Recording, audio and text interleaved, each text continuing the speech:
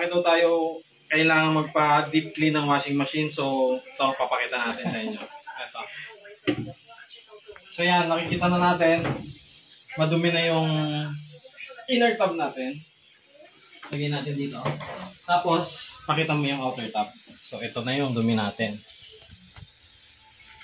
Ganito. So, kailangan natin magpa-deep clean ng washing machine. So,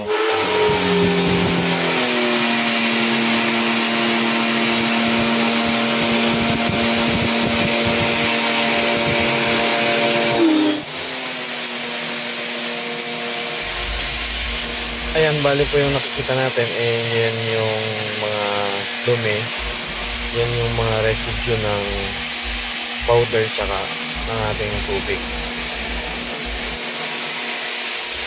Basta po may nilaban kayo at may masangkang na or maamoy yung ating mga damit pagkatapos ng laba, so ganyan na po yung ating washing machine. So kailangan ipalinis na natin sila.